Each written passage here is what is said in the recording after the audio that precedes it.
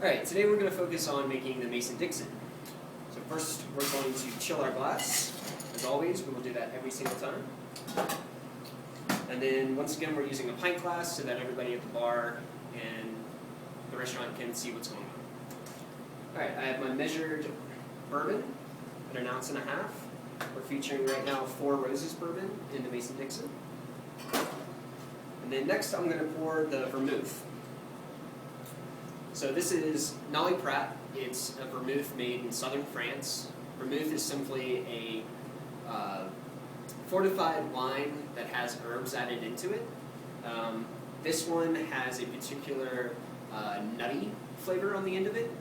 If you look at a lot of old school cocktail books, they refer to all what we now refer to as dry vermouths as French vermouth.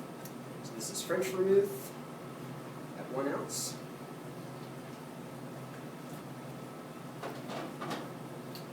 Then I'm going to do the maple walnut pecan liqueur. This is something I actually made. Julie actually made the pecan extract, and I put the rest of it together. It's got a little bit of scotch in it, some black walnut extract, and grade B maple syrup.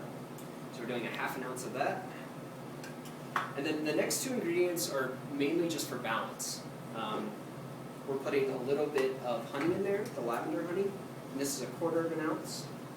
And we're also going to put 1/4 ounce of lemon juice.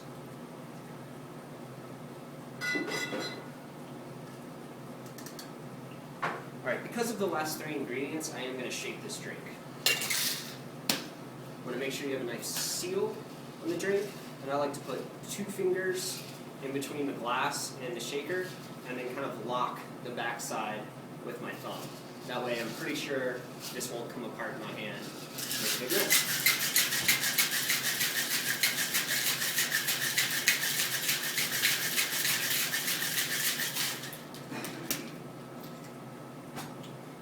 So that was probably a 8-second shake, something like that. You're looking between 8 and 12.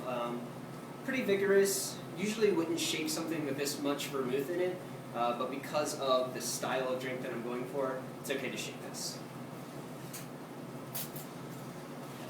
Alright, got your Hawthorne strainer. That's what this is called. This is called a Hawthorne shaker system. ISO.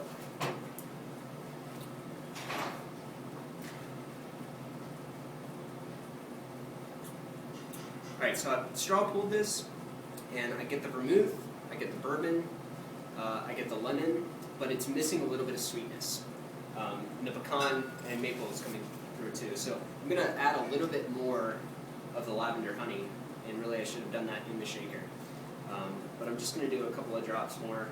When you're adjusting a cocktail, you don't want to be doing it in large amounts. You want to put 1/4 or less of an item in at a time for balancing. Spoon.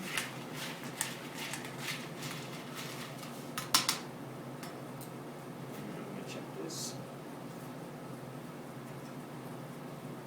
So that makes me happy. That hits my palate in every place I want it to. It's not too tart, not too sweet. All the flavor components are there, so I feel pretty good about putting that out. And then lastly, we're going to do our lemon zest, the channel knife. And the way I like to do this is hold it with my right hand and my thumb, and then take my left hand, and I rotate the lemon, not the channel knife. It's a lot easier to do it that way. There's several methods for curling as well. You can use a straw, but really just pinching one side, and then every time you twist, you move your fingers down and keep pinching. And then you pull it a little bit, and it should hold its shape fairly well. Anytime you do a citrus zest garnish, you want to rim the glass with the oil. Around. And then once again, place it off to the side. Anything that has rocks in it, ice, especially in a cocktail. If it's a neat pour or something, you really don't need to do this. But anytime there's a cocktail, you always want this stir in there. It's not a straw, it's a stir. Voila.